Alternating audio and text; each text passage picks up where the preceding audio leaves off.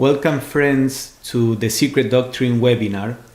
Today we are going to start with a series of classes online in which we are going to explore the Secret Doctrine, one of the most important books, if not the most important, that we have in the Theosophical movement. This book was written by Madame Blavatsky, and the Secret Doctrine is based on a series of stanzas that, according to Blavatsky, were copied and translated by her from some books that are not available to most people in humanity, some secret books. This book in particular is called the Book of Dhyan. Dhyan means meditation, is probably a phonetic spelling, Tibetan spelling of the word dhyana, the Sanskrit dhyana, that means meditation. In this first series of 6 classes, we are going to explore the first 3 stanzas in Volume 1. There are 2 volumes in the Secret Doctrine. Volume 1 is the part of the Secret Doctrine that describes the manifestation of the universe, the manifestation and evolution of the cosmos, and more particularly our planet. And then in future series, we are going to keep on exploring some different stanzas from this volume. So in this one, in the first one, we are going to study the first 3 stanzas. There are 7 in this first volume. The first 3 stanzas which describe the passing of the universe from a state of sleep, from a state of no manifestation, into the beginning of manifestation. So this is what the first 3 stanzas describe. Before we start with the stanzas themselves, there is in the Secret Doctrine a proem, which is a kind of introduction in which Madame Blavatsky explained certain principles that are necessary to understand the stanzas. Now, there are many interesting things in the proem. We don't have time to go through all of them. We are going to use only this first session to explore the proem. But we are going to focus our attention specifically on certain parts of the proem that will help us understand the first 3 stanzas that we are going to examine in this series. So in the proem there is a section of it in which Blavatsky explains 3 fundamental propositions of the esoteric philosophy. We are going to study today the first fundamental proposition, in which, as we are going to see, talk about the nature of the absolute reality and the nature of the manifested universe. So let us start with the first proposition. The Secret Doctrine establishes 3 fundamental propositions. The first one: an omnipresent, eternal, boundless, and immutable principle. So let us pause a little there. It is a good practice to meditate on this brief description. What the proem is going to explain is that the reality behind everything we see, behind all the variety of things that compose the manifested cosmos, the reality behind is a principle that is omnipresent, meaning it is everywhere. Every single thing that we perceive, or even those that we don't perceive but exist, they are all manifestations of this single principle, because this principle is omnipresent.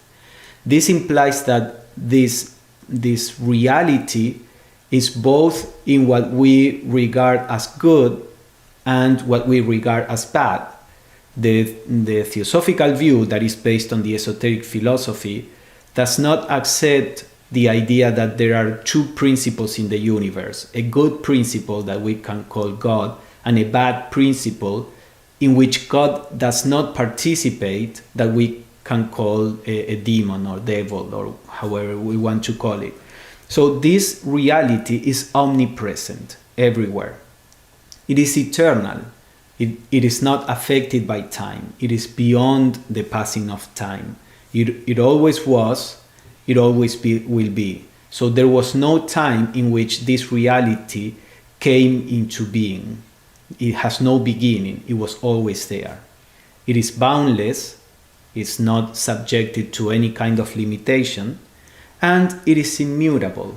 That is also an important principle. That this is immutable means that even though we see that in life everything changes, the ground of everything we perceive does not change. It is immutable. It is not affected. Now, if this is the reality of the cosmos, it is also the reality in ourselves. This is what we are, essentially, ultimately speaking. So we are this omnipresent, meaning not limited to this body, eternal, not affected by time, boundless, not restricted by any limitations, and immutable, let us call it consciousness, although it is not consciousness in the way that we understand it. This is what we are. And the process of the spiritual work implies a deepening of our perception so that we can get in touch with this reality, which is the same both in the universe and in human beings. So even though everything is changing, this reality never changes. How is that possible? Some examples are given which are just metaphors, but sometimes in Hindu literature, for example, you can see that it is said that the ultimate reality is like the gold, which can be shaped in many different ways, in a bracelet, in an earring, in a little statue. So the shapes change, the function of what you are shaping changes, the names change, but the gold is always the same, immutable. So this is basically the first fundamental proposition, the existence of this kind of reality, of course, both in the cosmos and in ourselves, because the reality is behind everything. And not only in ourselves, but also in the chair you are sitting on. Now, Blavatsky goes on saying that on this reality, all speculation is impossible, since it transcends the power of human conception and could only be dwarfed by any human expression or similitude. It is beyond the range and reach of thought. In the words of the Mandukya Upanishad, which is a sacred literature from India, it is unthinkable and unspeakable. And this is also important to keep in mind, that all the efforts that we may make to explain, to put in concepts this reality, will result from this is only some kind of approximation to what this reality might be. But this kind of reality cannot be perceived by means of concepts or the mind. It can be perceived only when we raise our consciousness and we become this reality. So it's not something that we can understand. It's not something that we can see as if it were separate from ourselves. It is something that we can realize that we are. So even though Blavatsky makes efforts in the proem to explain what this reality is, all the efforts are limited. The result of this effort is limited. And if you see, most of this description that we have seen here is a negative description, negative in the sense of what the reality is not. Omnipresent means that it is not tied to a particular position in space. Eternal, it means that it is not subjected to the passing of time. Boundless, that it has no limits. Immutable, that it doesn't change. We don't know any of this. We know what a point in space is. We know what a point in time is. We know limitations. We know change. But these concepts are abstractions. So the way that this is being described is like the negation of what we at the level of the mind know. And this is a strategy that is used many times in sacred texts to describe that which is basically beyond description. So then she goes on and says, there is one absolute reality, which is this principle we were talking about, which antecedes, which is before, all manifested conditioned being. This infinite and eternal cause is the rootless root of all that was, is, and ever shall be. This phrase, rootless root, is frequently used in the secret doctrine. On this absolute reality, everything is rooted, but this reality is not rooted on anything higher. This is the source of everything. This is the container of everything. Now, it is absolute. We are going to explore what this means, but for the time being, we can say that it's not relative. Relative is something that admits description, that admits comparison, that is in relationship to other things. The absolute is beyond all this. So she says it is of course devoid of all attributes and is essentially without any relation to manifested finite being. Why is it devoid of all attributes? Because only that which is relative and limited can have an attribute. For example, if we would say the absolute reality is red, that means that green, blue, yellow are all outside of the absolute reality. They are not contained in the absolute reality. If we say the absolute reality is good, that means that evil is outside the absolute reality. Therefore, it couldn't be absolute. Absolute means that everything is contained there. So the same, if we say that the absolute reality is love, then any manifestation of what we call hate should be something that is outside this absolute reality, and therefore this reality would not be absolute. So you see that this absolute reality is the container of everything. Maybe we can say it's like the zero. In the zero, you have contained potentially all the numbers. It's not that you, for example, you have +1 and -1, +2 and -2. The zero has the possibility for all the numbers, positive and negative. In itself is none of these numbers.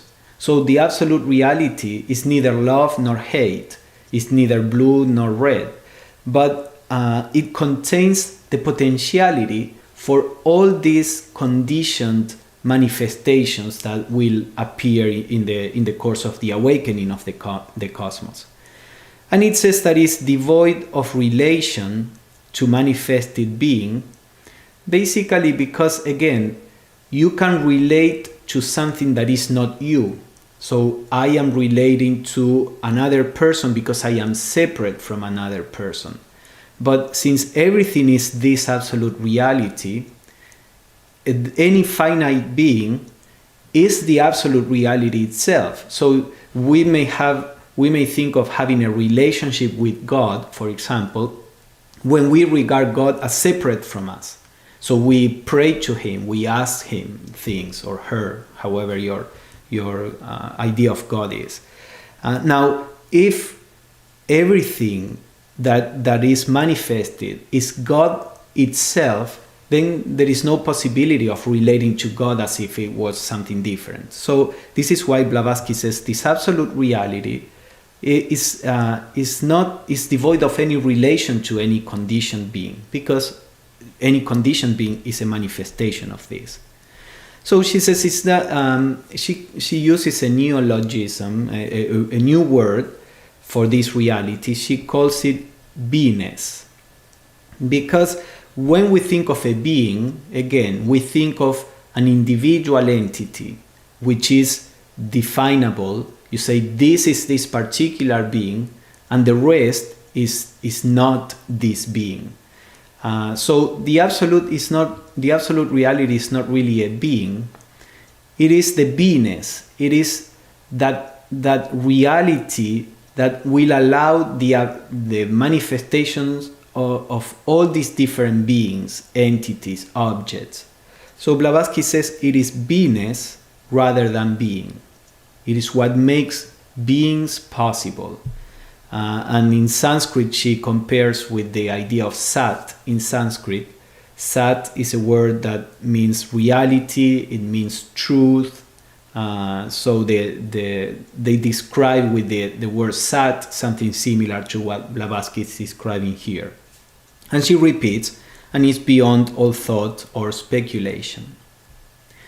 Now, she insisted that this is beyond thought. So why should we study about this? Well, there are many reasons.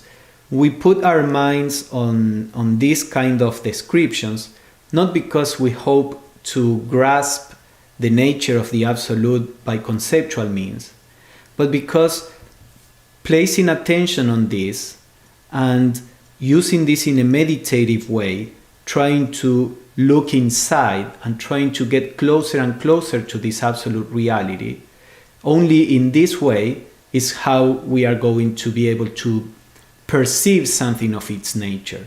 So the concepts are useful as a means, as a pointing finger that is pointing in the direction for us to search, for us to look. So even though this reality is beyond all concepts, to talk about this and to try to make an effort to understand at least what this is not is an important part of the spiritual path. And then we should try to go beyond all concepts.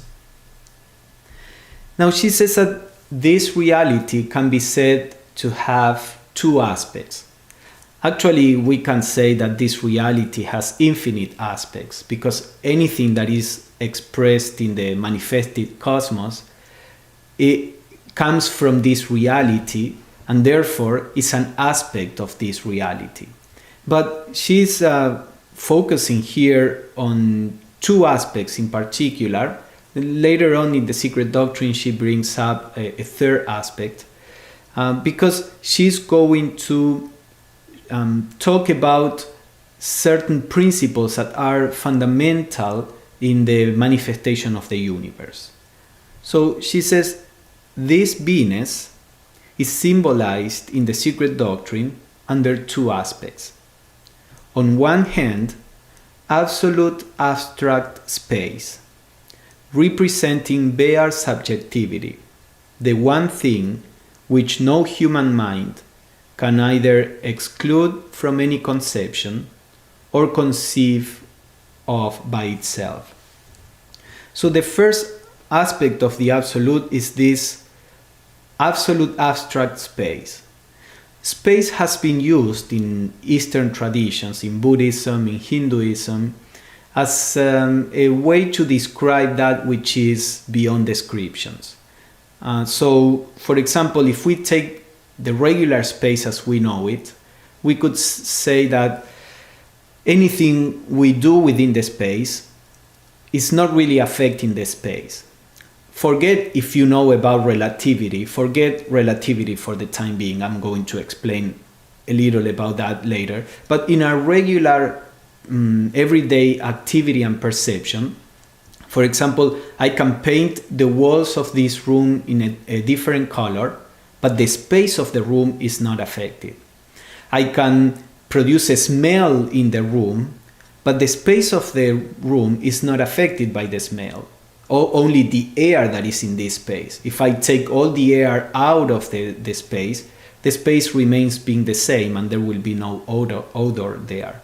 I can move things around, change the furniture, and the space is not affected. So in a similar way, whether there are universes manifesting or not, whether there is evolution going on or not, the absolute reality is like space that is not affected. We see, if we look at the sky, we see clouds going by. And the clouds may be white, The clouds may be black, but they cannot affect the sky. They come, they go, the sky remains immutable. So the space has been used in metaphysics, especially in Eastern metaphysics, as a metaphor for this reality. And Blavatsky says space is the single thing that we can neither exclude nor understand or conceive by itself. Try to think of something without the concept of space. It is impossible. It's like when we say a point, a mathematical point, is dimensionless. It doesn't occupy any space. Now, we cannot conceive that. It's just a concept. It's just a sentence. Because as soon as we think of a point, we think of a particular space there. Now, if you try to think what space is in itself, in its very nature, it also cannot be conceived. We realize the idea of space by means of the content that is within space, like my body and the space around myself, or the space that separates myself and the furniture. We never perceive space by itself. We only perceive the relative space that is between objects. So if there is absolutely no object, including ourselves in the universe, we could not perceive what space is. Blavatsky is not even talking about the physical space as being an aspect of the absolute. She's talking about an absolute abstract space, which is the source of the relative space that we experience. So this is one of the aspects of the absolute. The other aspect, she says, is absolute abstract motion, representing unconditioned consciousness. Even our Western thinkers have shown that consciousness is inconceivable to us apart from change, and motion best symbolizes change, its essential characteristic. This latter aspect of the one reality is also symbolized by the term the great breath, a symbol sufficiently graphic to need no further elucidation. So let's first see the second aspect of absolute abstract motion. So she says motion is an aspect of the absolute. And she says motion is the source of consciousness. We can see that we become aware of things by contrast. Like the typical example, does the fish know water? If water is constantly part of his environment, he may perceive a current of water when there is a motion in the water that makes that mass of water assume a certain different shape, different direction. But if the water is perfectly still, if there is no motion, no change, then the water could not be perceived. Same with us. If not for the changes, we could not perceive things. And you see, when there is a smell in the environment, which is constant, we soon lose awareness of that smell. Or if you leave your hand on the table perfectly still, with no motion, after a few minutes, you cannot perceive the table any longer. So consciousness, as we know it, is based on change, is based on motion. And Blavatsky says this motion, but not the relative motion that we know here, the motion of an object. There is an abstract, absolute motion that is part or an aspect of this ultimate reality. Now, we said that the absolute is immutable. If it is immutable, if it does not change, how can there be motion that is there part of the absolute? We need to ask all these questions if we are using the secret doctrine as a way to raise our minds beyond the limitations of the concrete, beyond the limitations of the lower mind.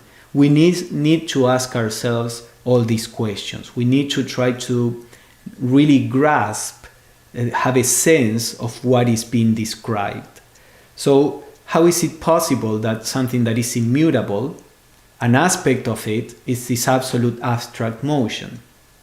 I think, or how I see it, part of the solution to this logical contradiction is in the idea that this is absolute.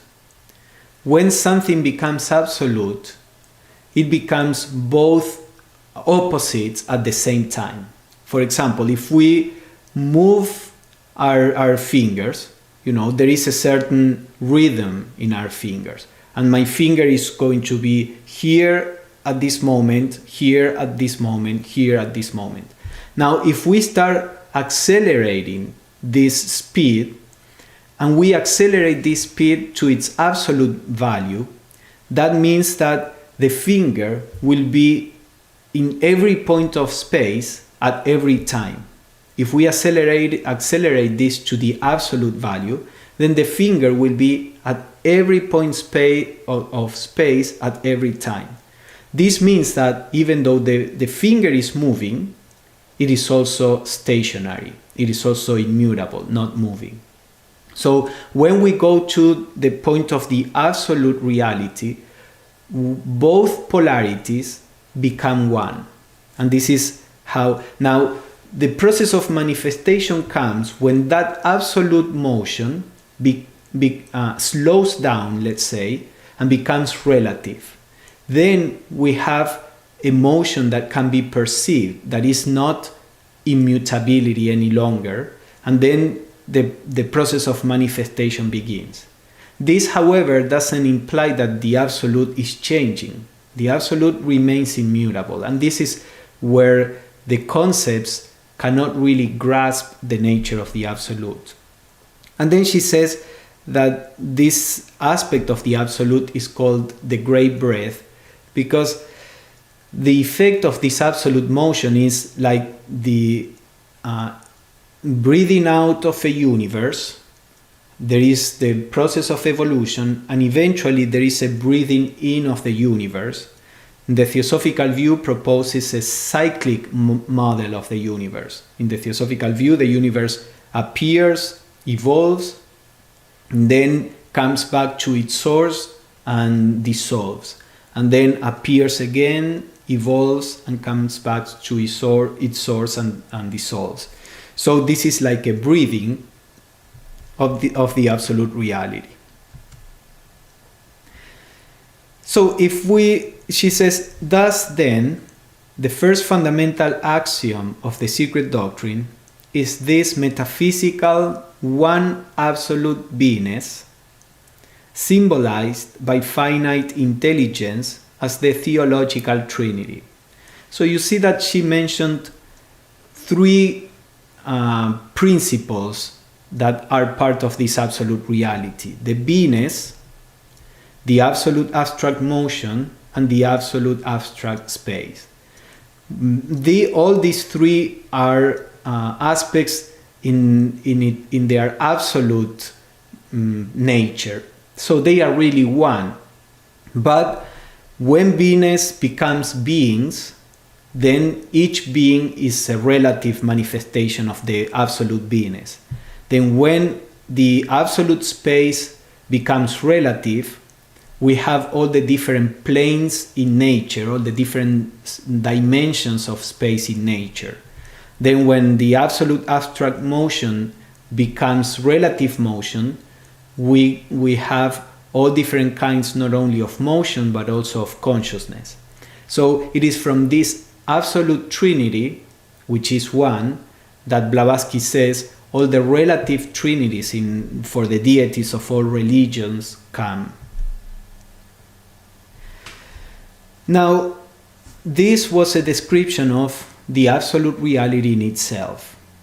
Now, when the cosmos, which was resting, dissolved, merged in this absolute reality, when that cosmos begins to awaken, the first thing that happens is a differentiation in this absolute reality, which is called in the proem a pre-cosmic differentiation. If you were looking at the cosmos, you cannot perceive any change. This is happening before the cosmos appears, before the cosmos manifests. This is why it's called pre-cosmic. So she says, considering this metaphysical triad as the root from which proceeds all manifestation, the great breath, this absolute motion, assumes the character of pre-cosmic ideation. So you see how she relates motion with intelligence, motion with consciousness. So this absolute motion, which is unmanifested, the first thing that happens when the universe begins to awaken is that that great breath becomes a kind of intelligence, a kind of ideation, but it's still pre-cosmic, it's still non-manifested. And she says, it is the fons et origo, the source and origin of force and of all individual consciousness, and supplies the guiding intelligence in the vast scheme of cosmic evolution. So this motion becomes a kind of universal wisdom of cosmic ideation, pre-cosmic in this at this stage. Is still very abstract. It's not an entity. It's not a group of entities. This is the seed for the intelligence that expresses in nature. Intelligence expressing itself through angels, through the instinct in animals, through the laws of nature, through the human mind. The principle of intelligence is beginning to differentiate in this pre-cosmic stage. And the intelligence behind the process of evolution comes from this aspect of the absolute. Then she says, on the other hand, the pre-cosmic root substance, Mula Prakriti, is the aspect of the absolute which underlies all objective planes of nature. So Mula Prakriti is a Sanskrit word that means the root of nature, basically. And this is a term that Blavatsky uses for the absolute abstract space. So the great breath becomes the pre-cosmic ideation. The absolute abstract space becomes the pre-cosmic root substance. This is the seed from which all different kinds of matter, and by that I don't mean only the physical matter, but also astral matter and mental and Buddhic, all the different planes in nature. This is the seed from which everything comes. So we have this absolute triad, and we have the manifestation of these two aspects that Blavatsky is describing. Consciousness comes from the absolute motion. Matter comes from the absolute space. So she says, just as pre-cosmic ideation is the root of all individual consciousness, so pre-cosmic substance is the substratum of matter in the various degrees of its differentiation. So if we look at this diagram, we have first this trinity that is one, this absolute trinity, with Venus, the absolute motion, the absolute space. Now from the absolute motion comes the pre-cosmic ideation. Sometimes this is called the unmanifested logos. You will see in the Secret Doctrine the use of this word, logos, which is a Greek word, which means intelligence. It also means the word. It means order or pattern, the intelligence that is behind the creation of patterns. So because this is pre-cosmic, this is really before the cosmos appears, it is said that this logos, this ideation, is unmanifested.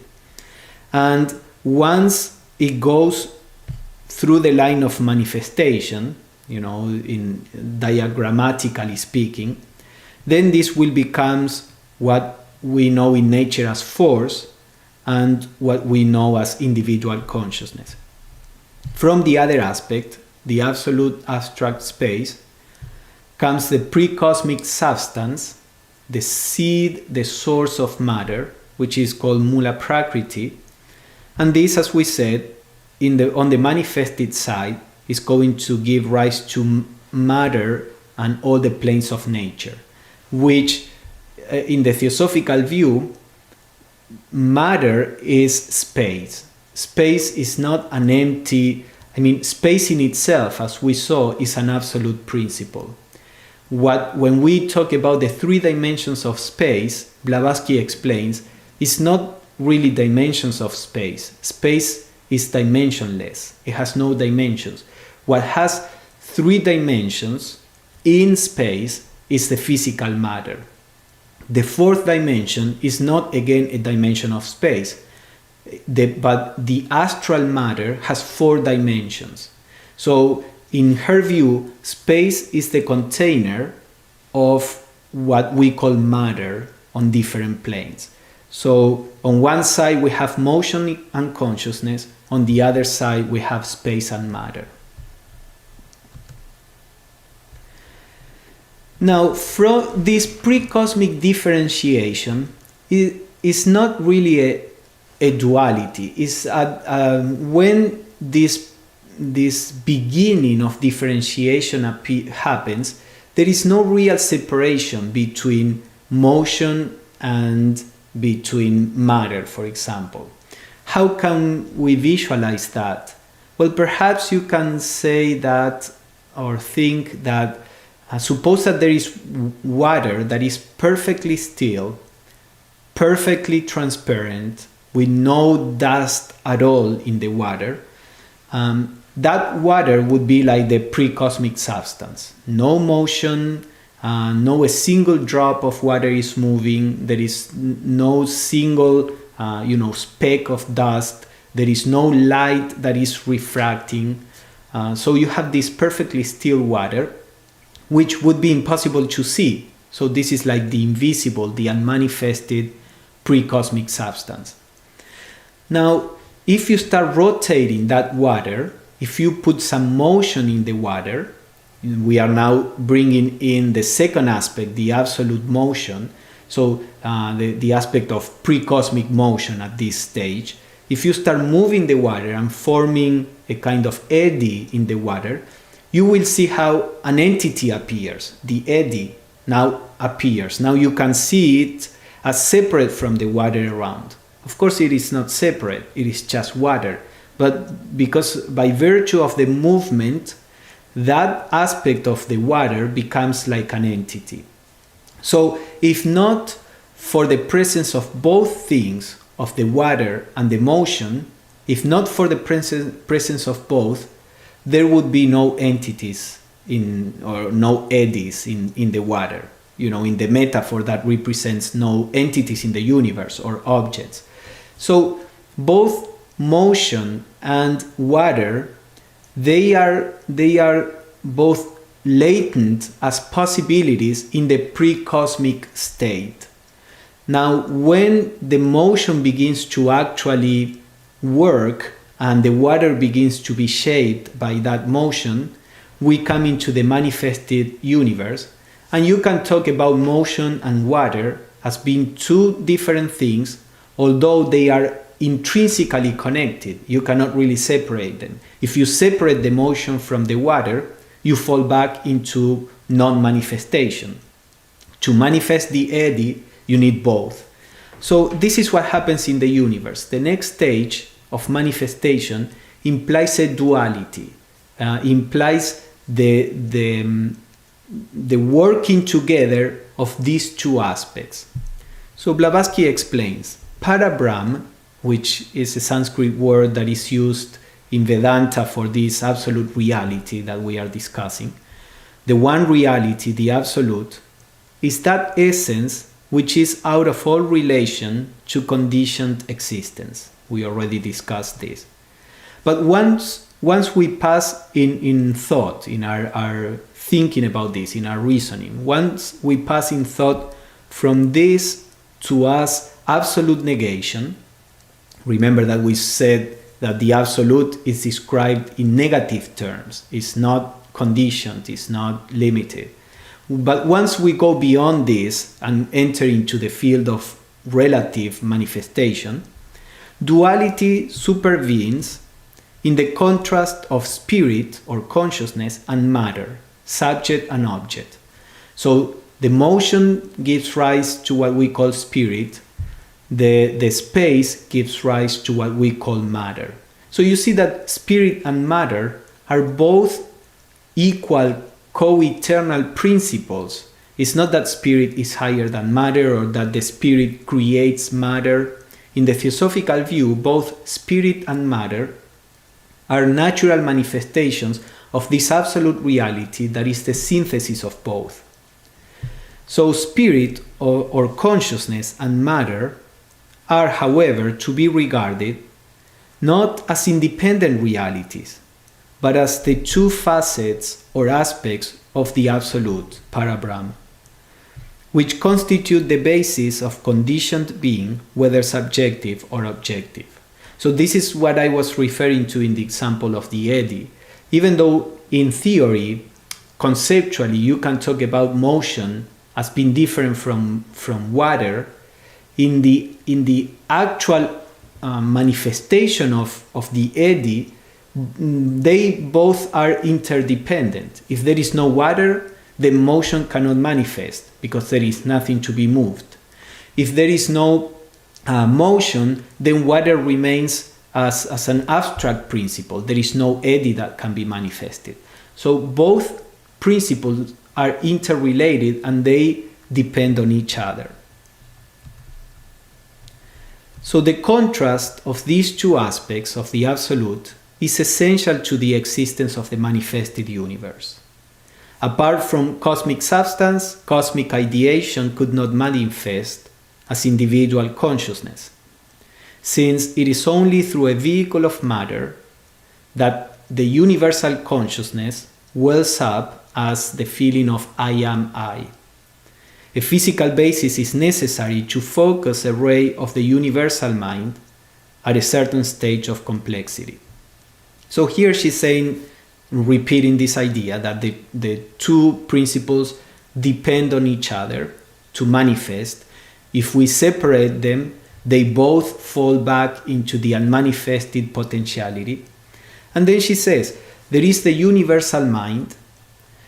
Now, to generate the sense of I am I, to generate the sense of self-consciousness, that universal mind, which is a unity, which is omnipresent, needs to be focused on a particular bundle of matter.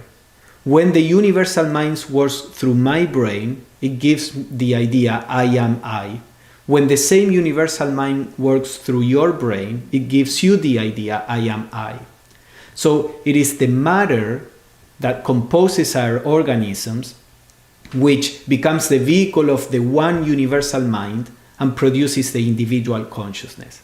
So this individual consciousness is the result of the principle of unity, which is this intelligence, and the principle of separation, which is matter. And the interaction of both produces what we call individual consciousness. So again, she says, apart from cosmic ideation, see that she is now using cosmic, not pre-cosmic. So we are talking about now we had the absolute, then we had the pre-cosmic differentiation in which they are still one, they are still not manifested as different, but this is the preparation for the manifestation of these two principles as being different, although never separate. And then now we have the third stage, that of cosmic ideation and cosmic substance, in which these two principles appear as being different and always interrelated.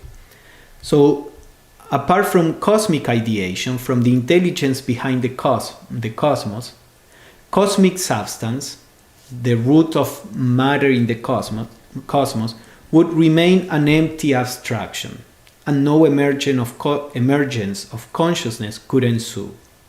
This is, again, what we have been explaining, that the two of them are necessary for manifestation. Otherwise, they become separate, they become just possibilities.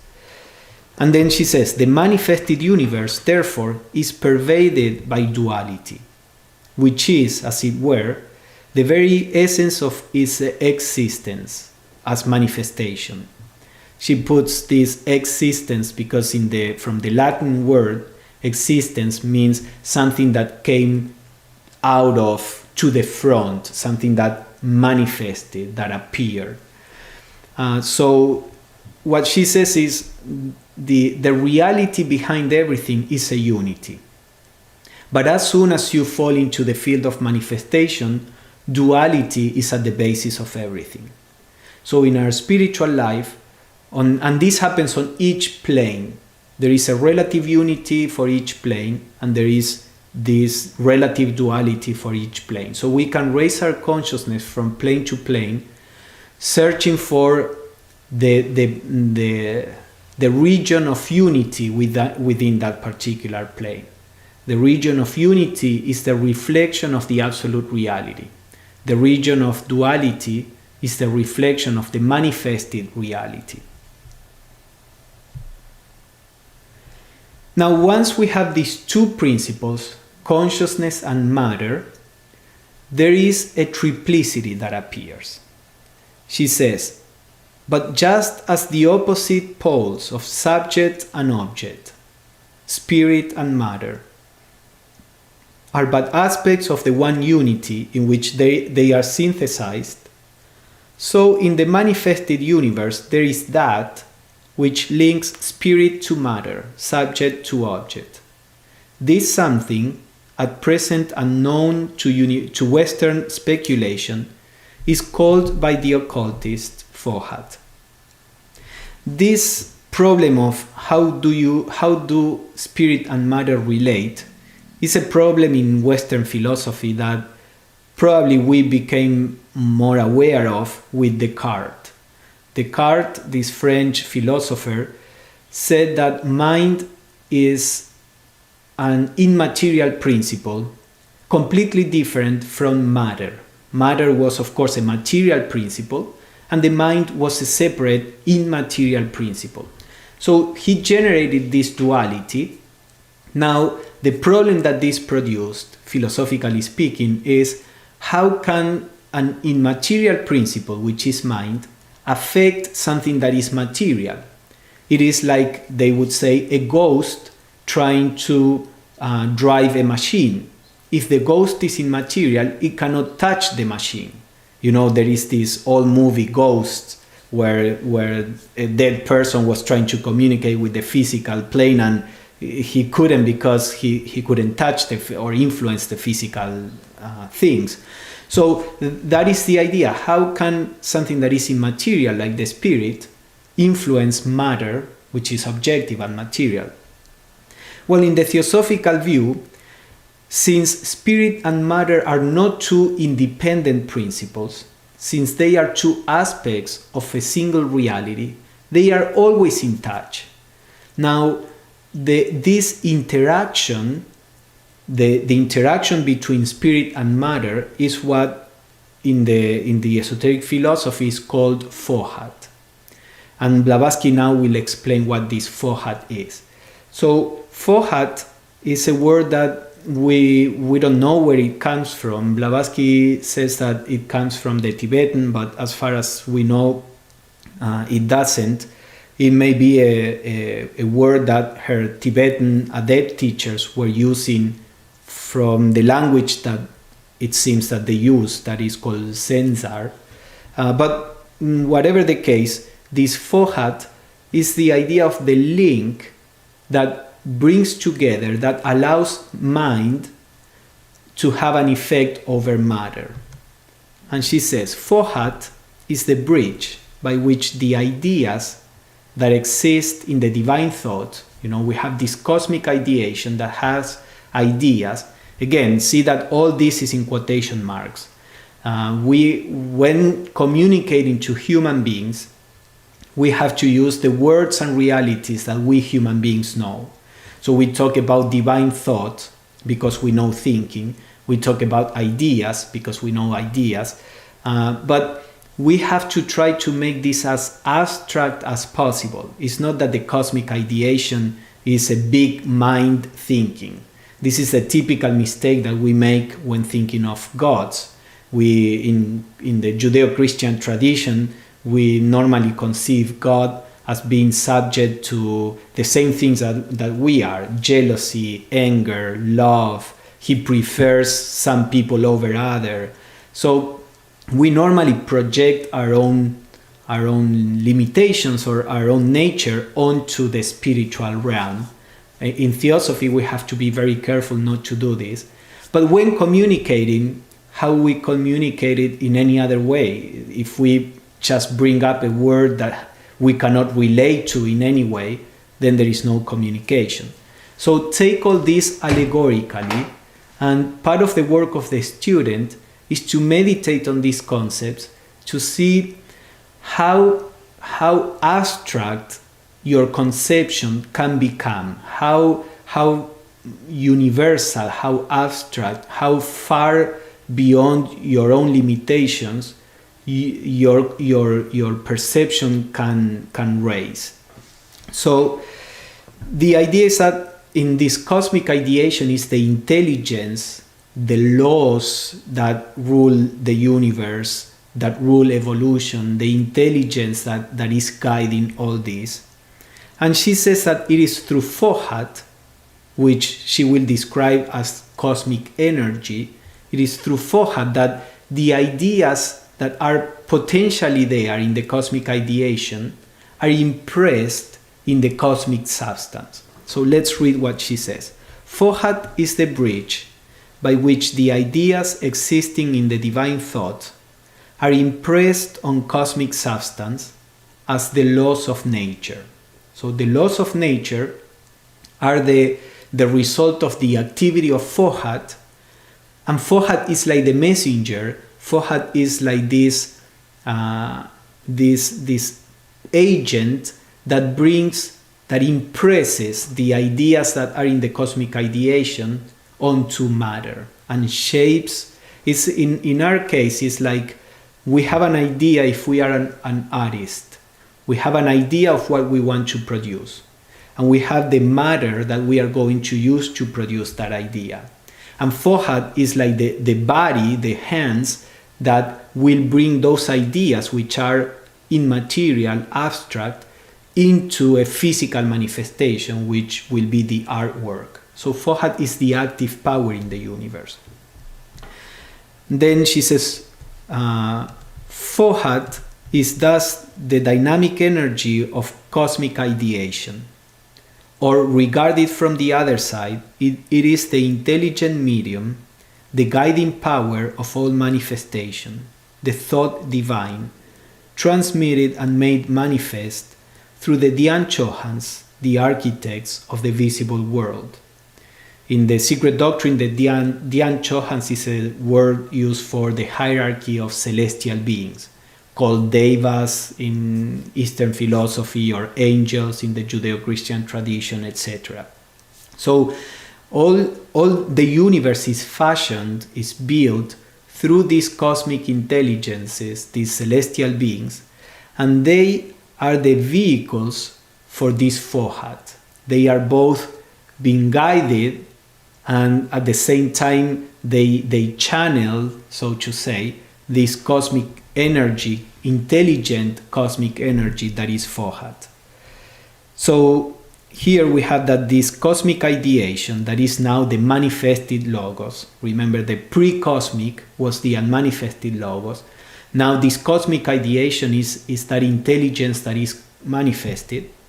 Through Fohat, it can shape the cosmic substance, which many times is called Akasha in the secret doctrine.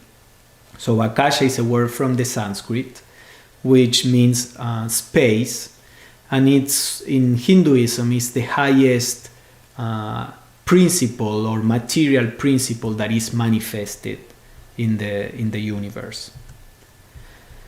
So she says, thus from spirit or cosmic ideation comes our consciousness. We already saw that. From cosmic substance come the several vehicles in which that consciousness is individualized and attains to a self-reflective consciousness. So we have from cosmic ideation consciousness, from cosmic substance are different bodies that we saw make that universal consciousness into an individual consciousness. While Fohat, she goes on, in its various manifestations, is the mysterious link between mind and matter, the animating principle electrifying every atom into life. So when Blavatsky describes Fohat, many times she calls it cosmic electricity, because this Fohat manifests on the physical plane as electricity and magnetism. On all the other planes it manifests in different ways. But you see, even in a human being, when we have an idea in the mind, how can the idea, which is immaterial, suppose that I want to move my hand, how is this passage from the mere idea, I want to move the hand, how does that idea affect the matter of the hand?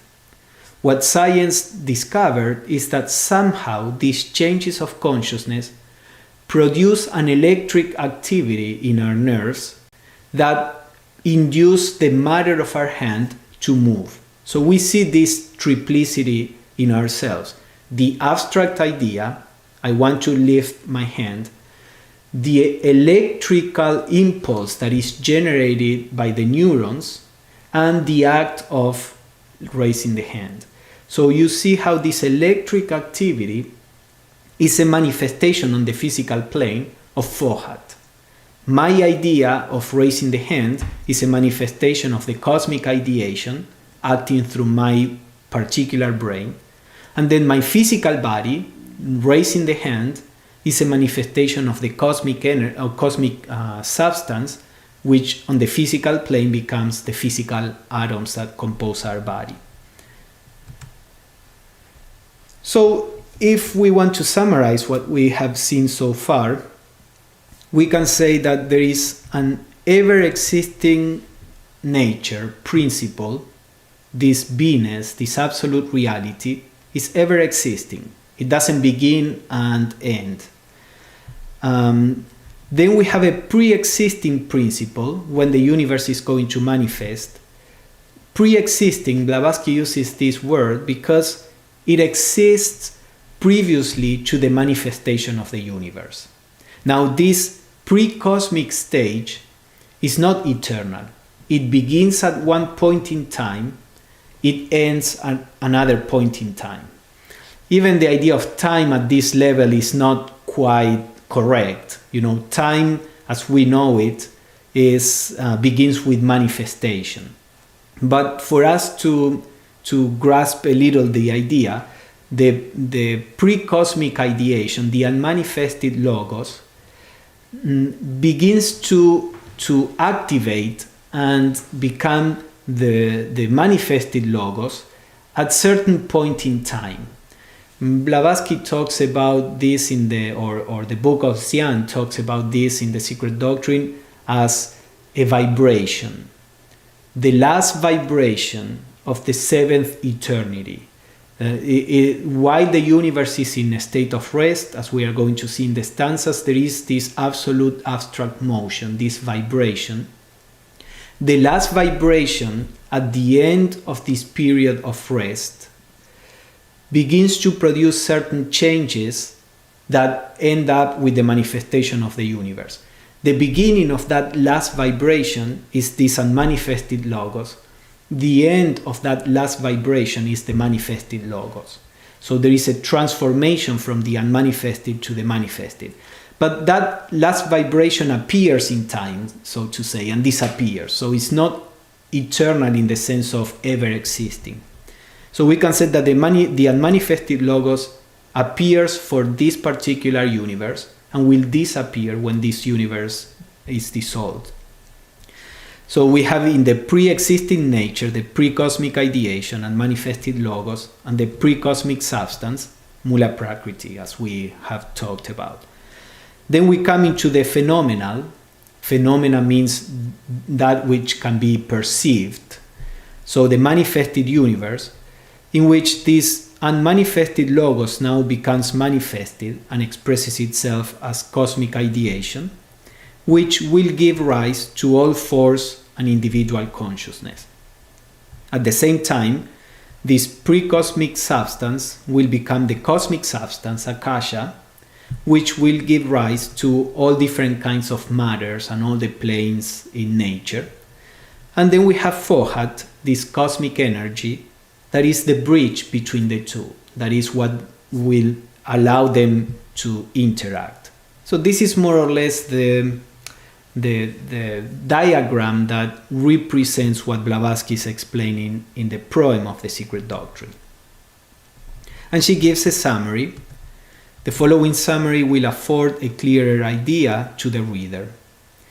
First, we have the Absolute, the Parabrahm of the Vedantins, or the one reality, Sat, which is both absolute being and non-being. Remember, both opposites are synthesized in the Absolute.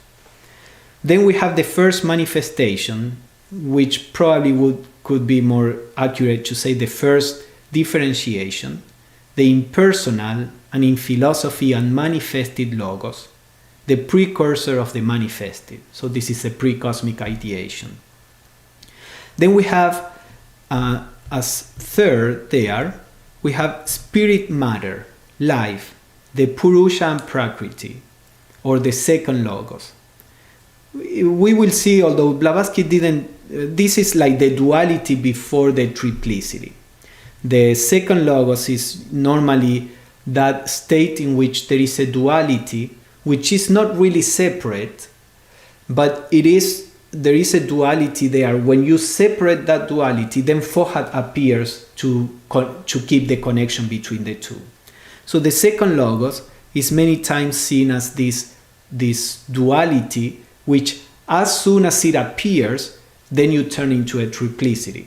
So in many accounts, the second logos is ignored because it's a kind of a bridge between the first or unmanifested and the third or manifested logos.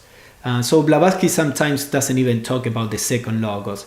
It seems to be more of a philosophical concept than a reality, although it is a reality too, as we are going to see later. But it's like as soon as you have a duality, that duality separates and then you have the triplicity.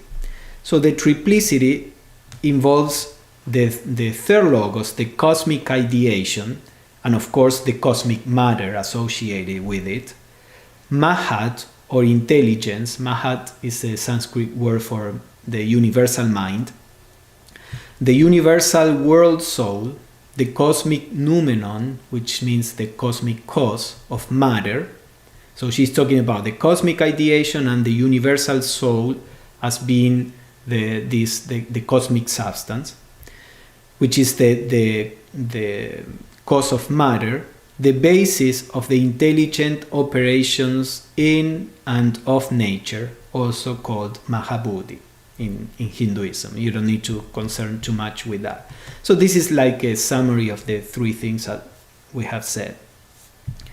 We can stop here for today and we can discuss other things.